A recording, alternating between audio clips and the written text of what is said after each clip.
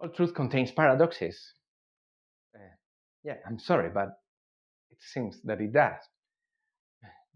But it's such an adventurous statement, and it would be more comfortable if it be false. But it seems to be happening that it's truth and it's what is happening. Um,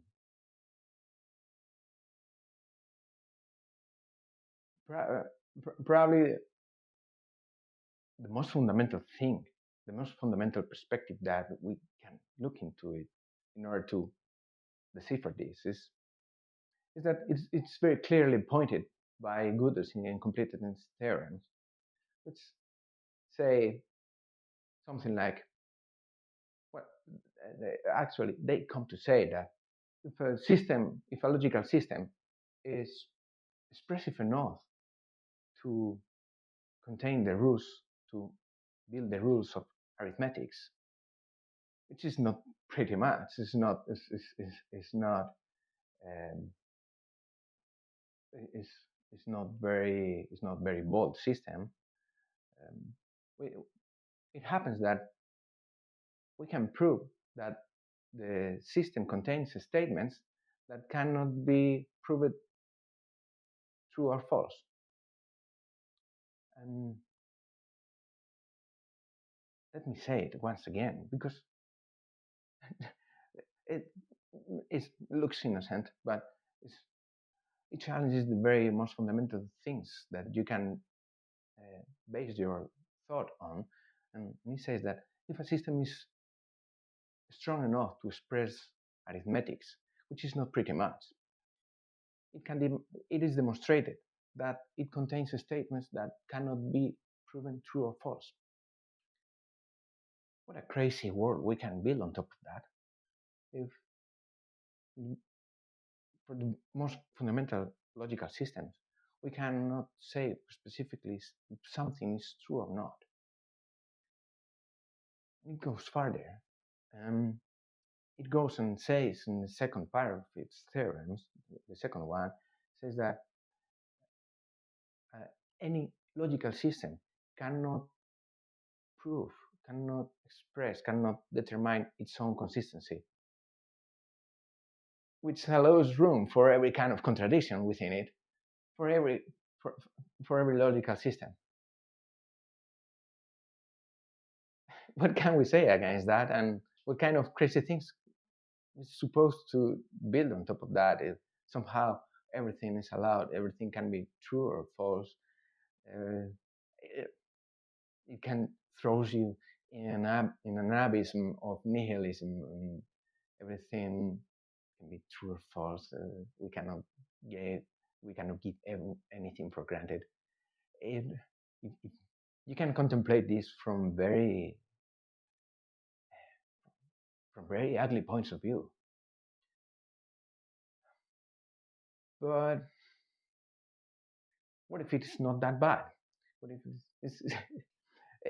let's take an stoic point of view and say, okay, that's life and that's what it is, and it's full of lies, and we cannot know where they are, and we cannot distinguish truth from lies. So, okay, let's not pretend we can, and go ahead with what we've got. But I cannot, I cannot help but get so surprised that the very foundations of our logic and of our conception of reality are challenged so deeply, so solidly. Um, it happens that with Gödel's theorem, he was trying to complete with the work which Hilbert tried to finish. He was it was a mathematician in the late 19th, early 20th century, and they, were, they had a very aggressive and very challenge the challenge of trying to systematize all the logical and mathematical thinking, and somehow formalize for once and for all our world into a logical and mathematical system. And he did a humongous work, and it was almost all tied together. And he was very confident he was due to accomplish and put the cherry on the top of this and say, okay, we got it all. And it was supposed for Gödel to somehow to give the last shot at this problem and make it and solve it once and for all and complete it. And he found in a very short thesis he throw it all he, he throw it all into the rabbits and say, okay, forget it. I found proof that we cannot get there, that our logical thinking, our logical systems are simply stating that they cannot prove themselves. If we look from a more mundane point of view, it's just the formalization of something which is very natural, and that things cannot prove themselves. And if you try to take it all,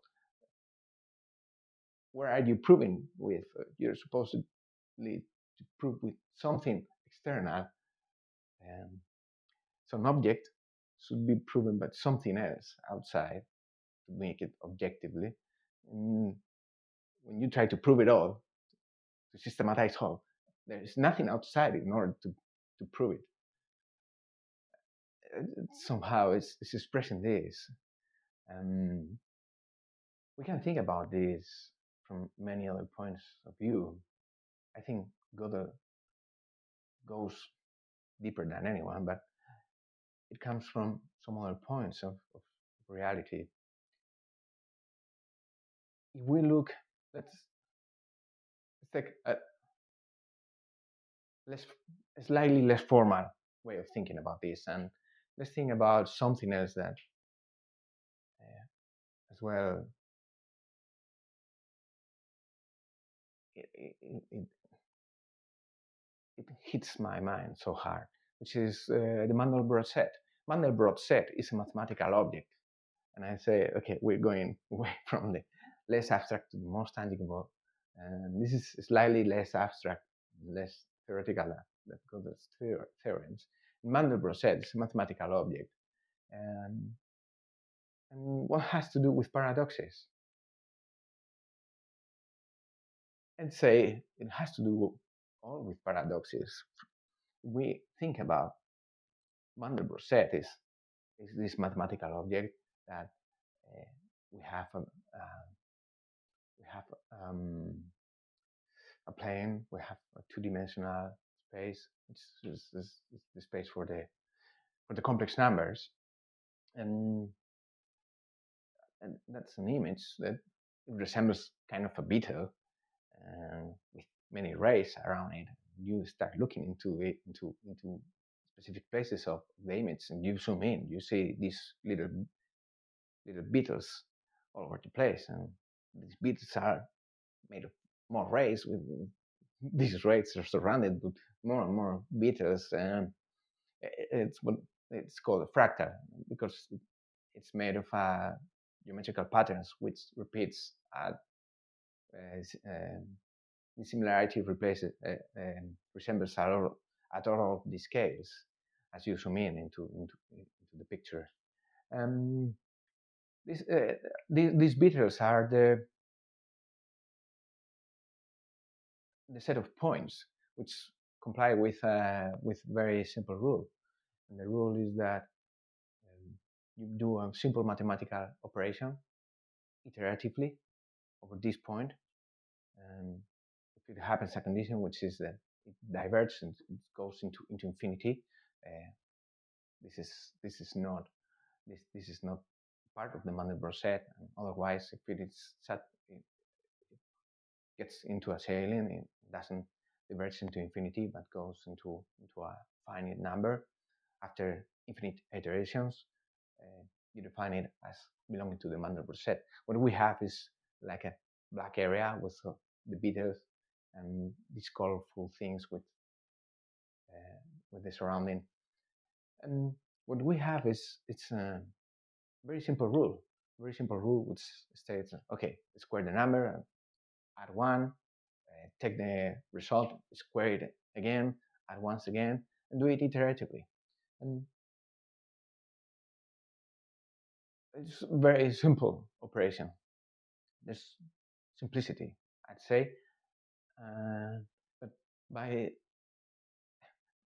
force of iteration, you get complexity out of simplicity. You get complexity out of no complexity, which is mind-boggling. The more deeply you think about this, the more you say, okay, where does complexity comes from? You can think in terms of order and chaos. You can say, okay, there's no order in this, but if you look into the image and you start to zoom in again, you see that there's some rules in this complex and curly image and curly borders, and it's like an incomprehensible pattern. But as you zoom in again, you start to get these regularities, and you can say, okay, there's order out of disorder, out of this mess. You get some order, some repetition. There is a pattern repeating, which is the the shape of the petal once and again at every scale.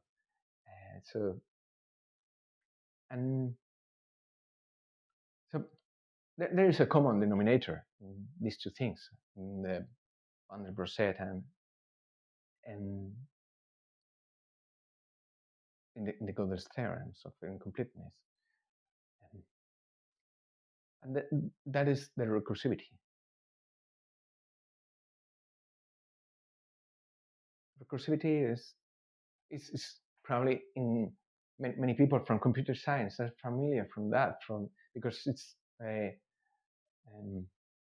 section 4 in the 101 for computer science. It comes right after iteration, and then you find this recursivity. Many, I'd say, probably most of the people find this concept there in the chapter 4 of 101 for Intro to Computer Science. And recursivity is, at the end, they're functions calling themselves. The input is the output, and the output is the input, and you get into this infinite loop. There's a base case, and there's a law for there's a statement for recursivity which is called the function itself.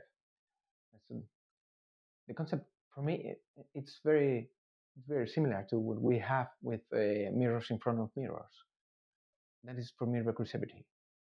And when we have a mirror in front of a mirror, the reflection of one another gets into, and you know the thing, there's an infinite loop. When does this infinite come from? Out of nothing? Are we creating an infinity out of nothing? It happens the same with recursivity. We get a solution to the problem with Fibonacci sequence or any other implementation of recursive functions, and it seems that it has no input but itself, and you get the result. You get the solution out of it. You get something out of nothing from this bootstrap, and that is what it breaks my mind. And it happens with the Mandelbrot set, because you get, by means of force, by means of brute force iteration, you extract this complexity out of simple things. It happens with the mirrors in front of mirrors, or with the microphone in front of the speaker. They're connected one another, so the input becomes the output, and suddenly the system breaks and goes to maximum volume out of nothing or perturbation. So there is this kind of amplification which breaks your ears, but there's no one speaking in the micro. It's just the output becoming the input. There's no initial source. comes out of nowhere. It's a bootstrap. Uh, but it's the key in Gödel's theorems, because the key in Gödel's theorems is the ability of the system to create the statement where somehow he says, I'm not lying right now. No, sorry, I mean the opposite. That's my natural inclination. To be truthful, maybe my subconscious is trying to pretend to be it. So the key statement that you can build in Gödel's, what is the foundations, is the foundation for the proof that that he provides, is that you can create the statement, I am lying. Let's say it again. I am lying. Is it true or is it false? Because if I'm say that I'm lying, okay, this is a lie. But the statement itself is true because, well, you know the thing. It's infinite loop of iteration between alternation between, okay, it is true and it is false, and depending on the frame, how deep into the loop you go, it's true and false at the same time. I am lying.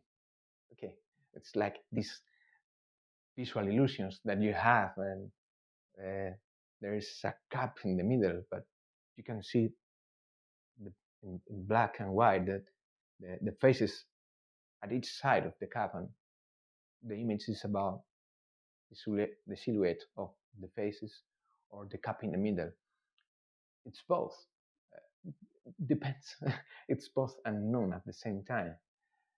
Here comes the paradox, and all of the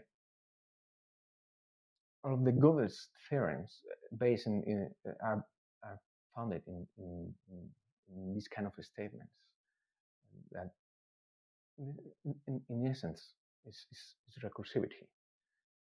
Things talking about themselves. That is what creates paradoxes at a fundamental level. Things talking about themselves, input becoming outputs, and vice versa. This idea has been explored in many other fields. It's very well expressed around religions and philosophical lines of thought across history and across many parts of the world.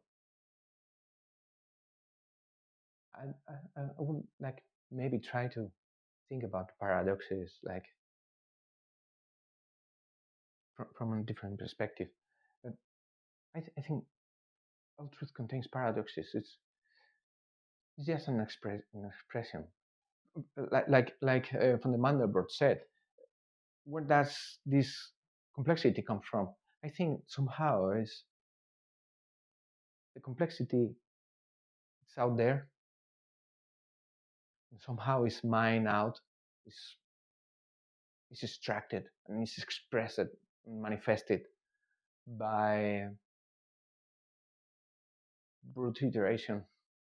And the simple law is like a tool for extracting this complexity. The rule for the Mandelbrot set is like the tool for,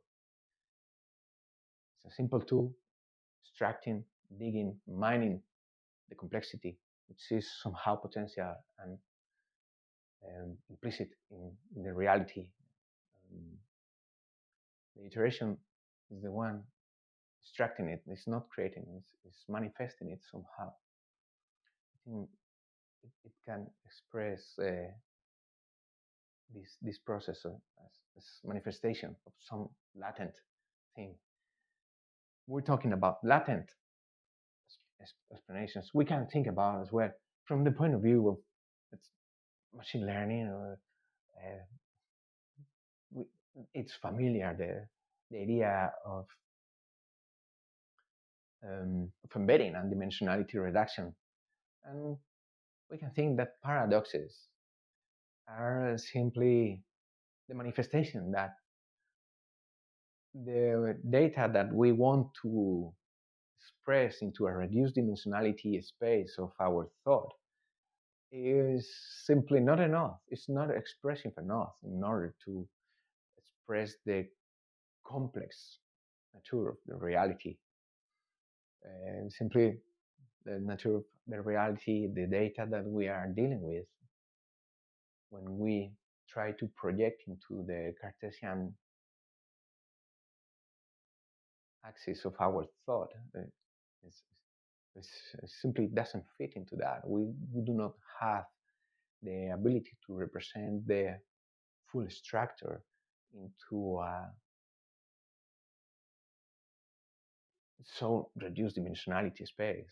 It's just we try to compress reality into our thought. It's simply too much. We do not have the code for projecting something so big into something so small. We cannot make it so compact. And when we try to think about things, we always find these inconsistencies because in this vectorial space that our thought wanders around, we're simply not robust enough in order to express and explore the data of reality. And we found that these paradoxes. Think about relativity theory once more.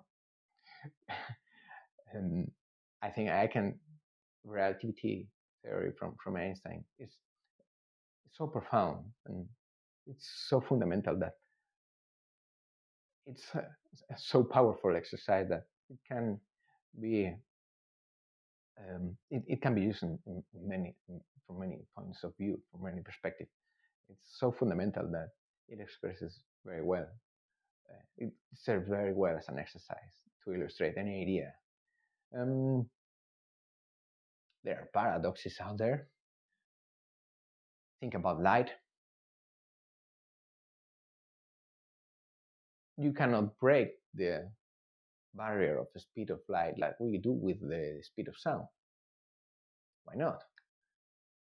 It's very tricky because when you start to travel very, very fast in a plane, at some point you start getting not so behind the waves or the sound that you produce.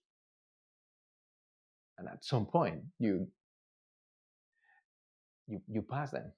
But this does not happen with light, because no matter how fast you move, light always goes away from you at the very same speed. And try to compute that. No matter how quickly you move, light always goes away from you at the very same speed. Is that paradoxical? Yes, for me. Try to compute that, try to represent that in the dense in the vectorial space of your thought, and it breaks things. It cannot be. What happens? Relativity theory embraces that paradox and says, okay, that's what it is. Let's make any other adjustment and whatever other things, what things are causing a problem into that. Okay, it's definitely paradoxical because you assume that space is constant and does not elongate, and time is constant and doesn't dilate. It's like if we're thinking in dimensionality reduction, it's like he just at once added several dimensions to our to the spaces of our ideas, and suddenly the paradox is broken. That suddenly the paradox is not there anymore. Now it's not a paradox. Now it comes very naturally. So That's how paradoxes come out into us from everywhere.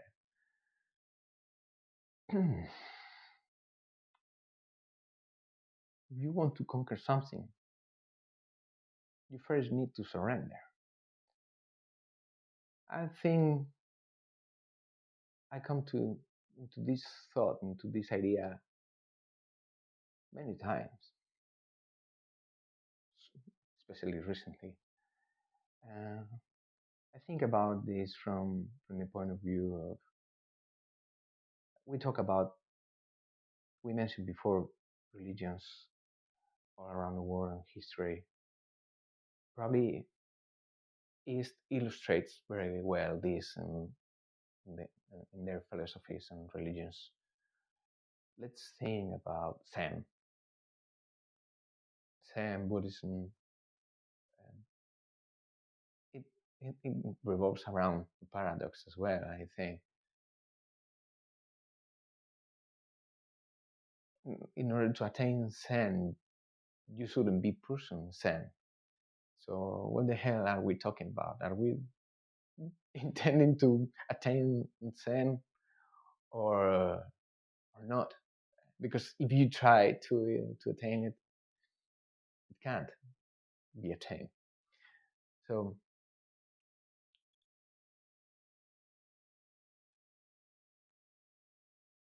by using this as a coin, this recursive thing of doing something purposeless and doing it on purpose constantly, uh, it creates.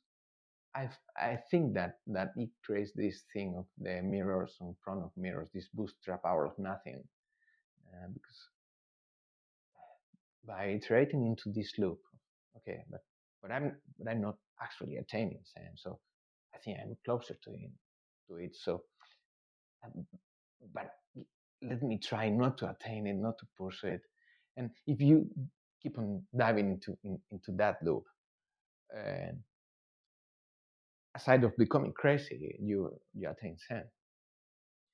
And I think this is kind of the bootstrap that goes in you wider and wider frames about yourself, um, and you understand what you actually are by trying not to be it, trying not to get there. It's the way to get there. Paradoxical as well, we can find it in the ideas of in the Bhagavad Gita. Uh, let's think about chapter 3. I think it's 3 or 4. Sometimes I doubt about it, but it's the yoga of action. The yoga of action, it comes to say that you are not the author of your actions. You are a mere witness of your actions.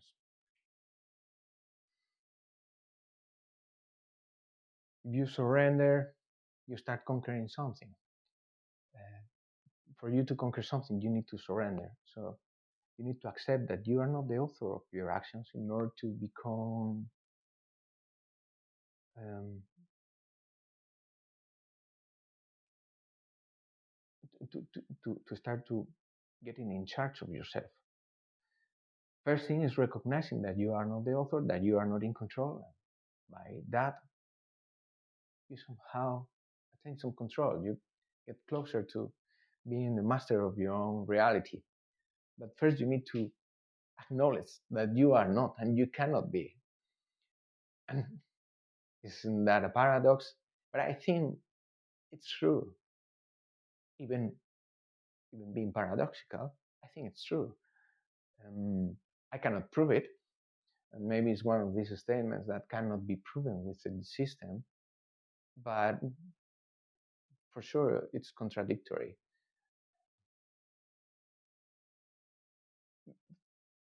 And Taoism, well, what can I say about Taoism in a podcast named Not the Tao?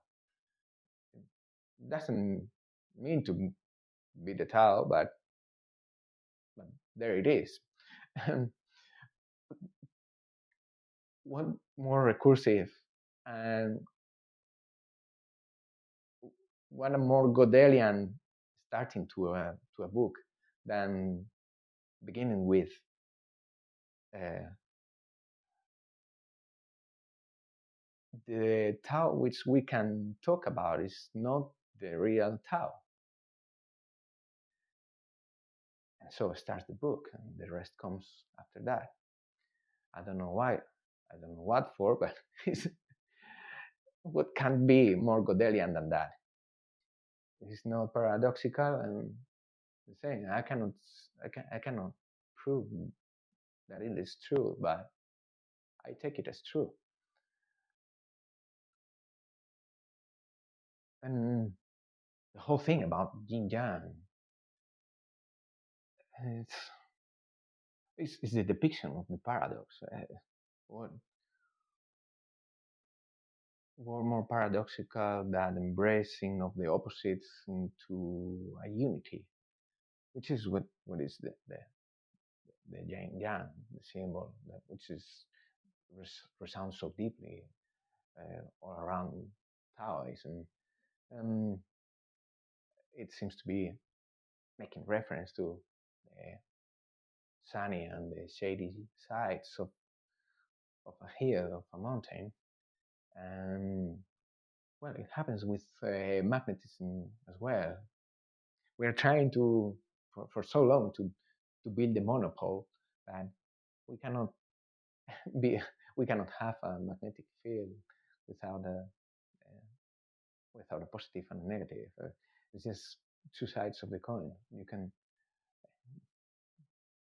cannot have something without the opposite because then there's nothing. The only thing to come out of emptiness is embracing that there are two sides. There's one more paradox which revolves around this, and think about there is a philosophical problem with the nature of God, and if God is good, why there is evil in its in His universe. Um, and I usually think about this and around this and think it's the only way out of void. You get out of void, you need to get something on the opposite, and you cannot get only good. You cannot have it without the evil because then it's good compared to what? And if this is good, what is at the other side? And it's like can you have a monopole? Can you have only a positive side? What it does it not make sense even to be positive? It's not in opposition to something. The only the only solution to that is saying okay, there's nothing. Uh, there is the only way to not to having an opposite side. It cannot be sides, not at all. Um, that is for Taoism. And the Wu Wei, by the way, resembles very much this idea with the Bhagavad Gita, with the yoga of action, because Wu Wei is the way of not acting, is it's naturally becoming one with the flow, and this kind of flow, which is the Tao. But if you think that is the flow, now it's not the Tao because you cannot comprehend the Tao because it goes beyond uh, your the embedded vectorial space of your thought. You cannot comprehend the Tao. But the thing is that it's somehow a flow, and you cannot oppose. You cannot do something in opposition to that because it's pointless. Because it's like fighting the universe, and that is very very egocentric, very our Western way of thinking of imposing my will. This is my will and my freedom, and I'm going to shape the world around me to meet my needs, to meet my will, to meet my desires. And okay, we're talking about the universe. You want to fight against the universe? Guess who's the underdog in such a fight? And Wu Wei says, uh, "Go with the flow. Go with the flow. You wanna get something. Be one with that." Like Bruce Lee said, be water, my friend, because water is soft but it hits hard. And to conquer anything, you need to surrender. In order to conquer the world, you have to be one with that. Uh, and that is what Wu Wei says. Okay, forget about yourself. You want to become something great. Uh, Forget about the tiny thing that your identity and your ego is, and become one with it. And go try greatness. Go try the vastness of the world. But set aside the many things that your ego bounds you to. And that is the way. And that resembles very much with the yoga of action, and oppose very much this kind of modern thinking, Western thinking. But by no means this is new to our Western culture. If we look from the point of view of Socrates, and you want to go for another recursivity, what is the main thing that Socrates provides?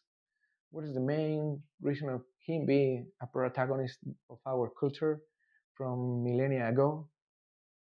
He made a very recursive statement, which resounded until our very days. And he famously said that he only knew that he knew nothing. Can this be proven within the system? Gödel would love such a statement. Probably he did. Um, but somehow Socrates was the precursor of Gödel with this undecible statement. I only know that I know nothing. It's meant to be anything. Do you know what happens with this knowledge? Doesn't count that you know about yourself not knowing nothing. You can go deeply into that. The same with Zen, which goes into this recursive loop of trying to attain it, and going into the recursive loop of Socrates, acknowledging your ignorance, bootstrap into deep, a very deep wisdom, being able to frame yourself from outside, from wider and wider frames, from higher and higher perspectives, deeper and deeper wisdom. You are able to traverse this infinite loop of recursiveness, get something out of it. Socrates indeed did.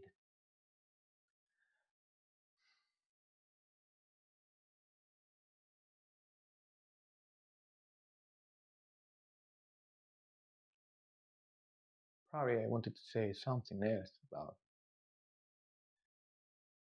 recursivity and these paradoxes that seem to surround us everywhere. I guess one of the best, more recent ideas for that is that, for me, is thinking about these paradoxes, like the manifestation of the computational irreducibility of the reality. And we try to to compress reality into our limited thought, into our dimensionality reduced vectorial space of our thoughts. Mm. Paradoxes are a natural manifestation of the limits of that representation of a wider, more profound, more complex reality. Um, But being aware of that, I think it takes you somewhere, and, and provides you something somehow out of nothing. And acknowledging the lack of your knowledge and the limitation of your understanding deepens your understanding. And so I feel when I surrender to the idea of comprehension, paradoxes being around, contradictions being unavoidable. When you want to grasp the, the deep fabric of reality, maybe very, very simple and naive observations, as we have seen, that as long as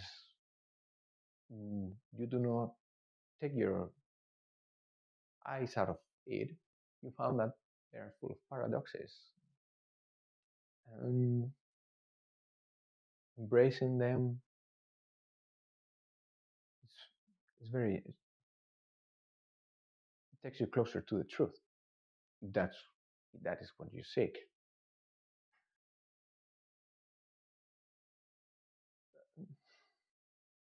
Somehow, I mentioned several religions. I didn't mention anything about Christianity. Uh, very recently, I have been curiously exposed to this and to these ideas, and there is something which I think it fits very well into this, and it's the transcendence. And somehow I already mentioned this in this conversation. Um,